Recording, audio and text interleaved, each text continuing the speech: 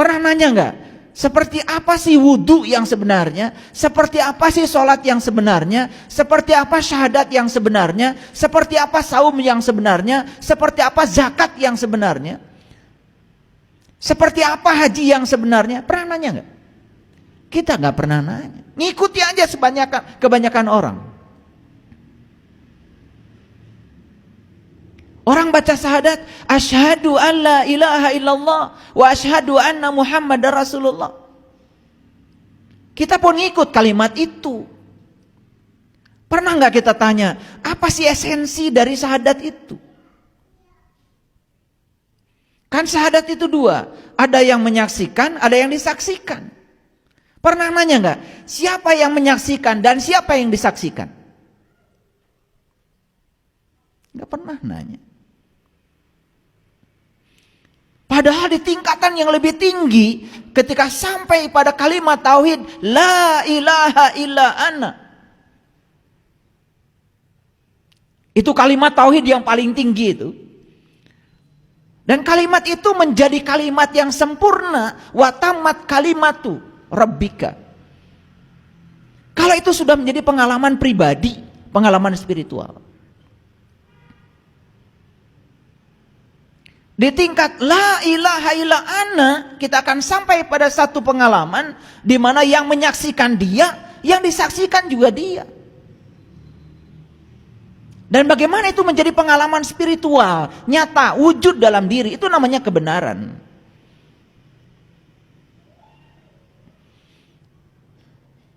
Kalimat tauhid yang paling dasar adalah la ilaha illallah. Naik tingkat ke atas, la ilaha illa huwa.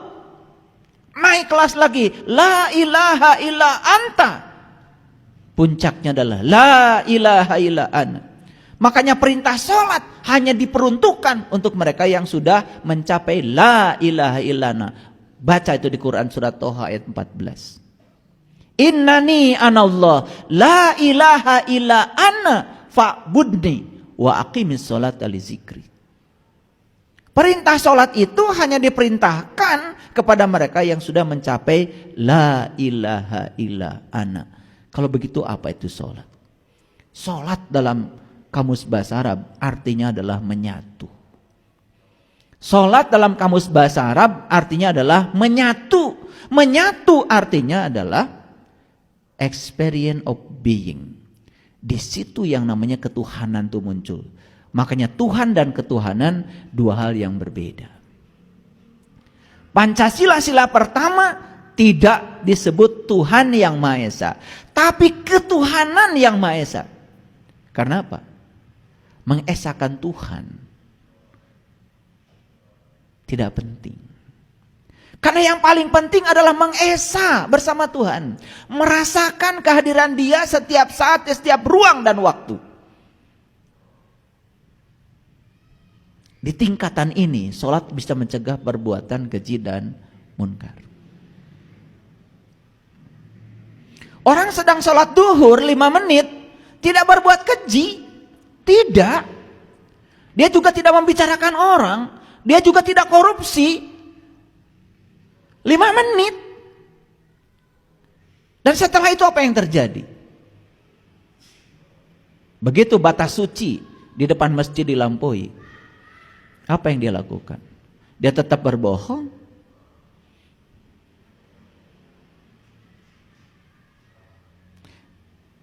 Karena waslatnya itu tidak jadi. Masih dibatasi oleh ruang dan waktu. Karena kita tidak mempertanyakan, ya sudah, tidak ada jawaban. Karena jawaban hanya milik mereka yang mempertanyakan. Pertanyaan itu seperti kail yang dikasih umpan kita lemparkan ke laut. Dan kalau kita lemparkan kail, ada umpannya ke laut, ada harapan dapat ikan. Itulah pertanyaan.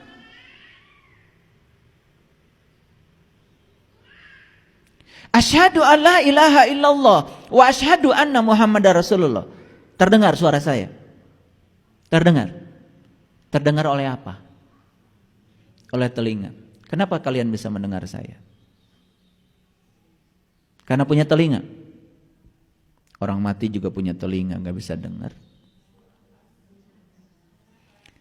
Karena telingamu ada pendengaran. Dan pendengaran ada karena ada nafas. Nafas karena ada bukti sang hidup pada diri kita. Itu saja tidak disadari. Terus aja mencari yang goib. Tuhan yang nyata dalam diri, yang berwujud nafas, nggak pernah tidur, nggak pernah ngantuk, nggak pernah disadari. Betul. Maaf ya, agak kenceng saya. Nggak tahu. Kalau saya kenceng ya berarti memang harus dikencengin ini. Karena saya kalau udah duduk di sini, saya sudah bermunajat tadi.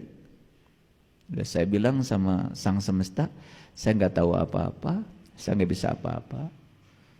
Saya cuma mengatakan kepada Sang Semesta, Subhanaka la ilma lana illa ma 'allamtana innaka antal alimul hakim.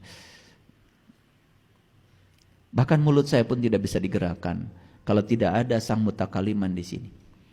Bahkan mata saya juga tidak bisa difungsikan kalau tidak ada Sang Maha melihat linggih di sini. Bahkan tangan saya juga tidak bisa digerakkan kalau Dia Sang Maha Kuasa tidak linggih di tangan saya.